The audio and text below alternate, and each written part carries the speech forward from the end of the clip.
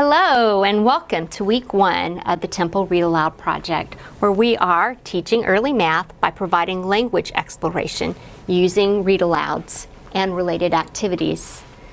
For week 1, we are reading How Many? A Counting Book by DJ Panic. In this book, there are many opportunities to count, as well as many questions to make the conversation go back and forth between parent and child. Okay, this week in the book How Many? A Counting Book, we are going to focus on these Texas Pre-K guidelines. They're all counting skills. The first is the child knows that objects or parts of objects can be counted.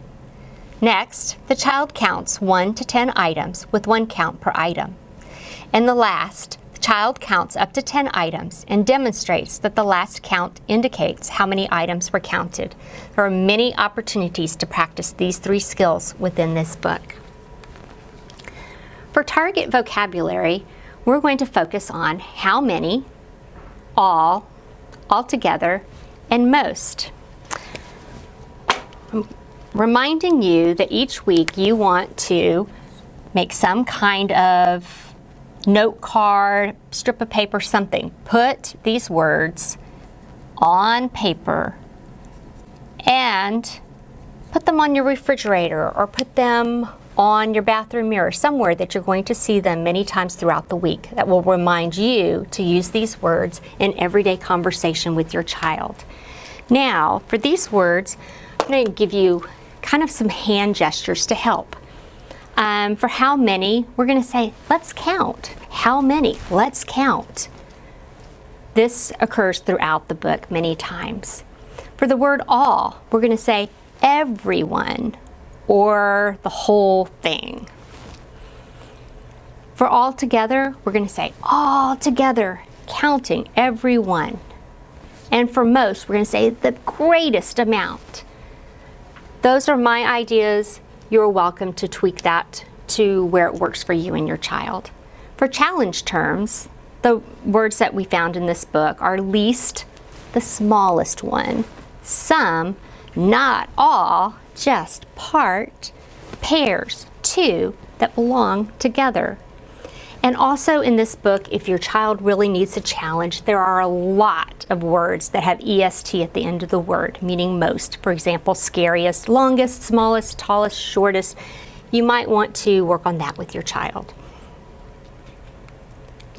For reading suggestions, I'm going to remind you that the first day, simply read the book and respond to your child's comments, the answers to the questions that are in this book. The second and third time that you read this book, you'll want to stop at target words and ask your child to give the meaning or the hand gesture you taught your child for the words. And you can also follow up on your child's answers to the questions in the book by asking, how do you know? Or extending the conversation. Our first activity suggestion for this week is a how many scavenger hunt. Remember, one of our vocabulary words was how many. How many? Let's count. Go through your house and find something to count. There's many, many, many things that you can count in your home. For example, you can count spoons in the spoon drawer. How many dolls does your child have? How many crayons are in the crayon bucket? How many t-shirts are in the t-shirt drawer or socks in the pile to be matched?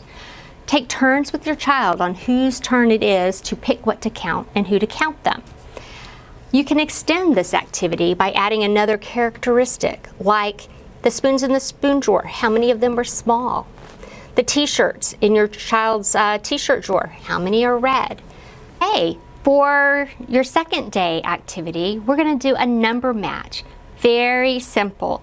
You're going to give your child the written numbers 1 through 5. And collections of small items such as paper clips, goldfish crackers, Hot Wheel cars, pebbles, anything that's small that your child can count. And the goal is for your child to make groups of that number.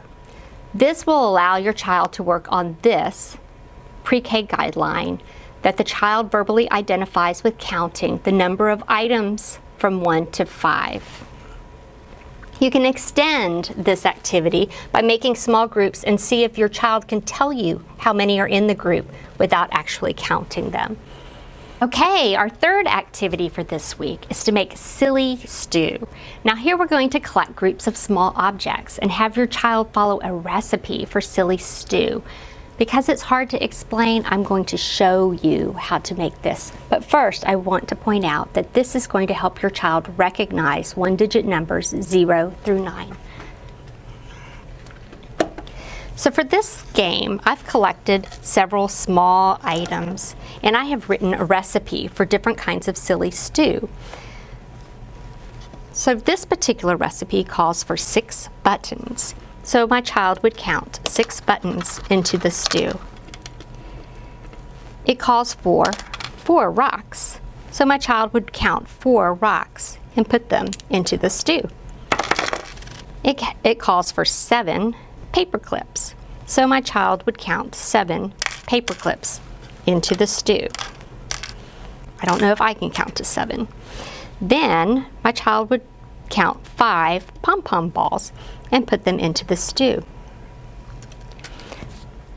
Then I would give them another recipe to follow with different numbers, so they're practicing looking at written numbers and counting the correct number. To extend this activity, we could have the child sort these back into the groups of similar objects, or they could even take these and make patterns with the different items. For added fun, you could even use small snack items and make silly snacks for your child or with your child.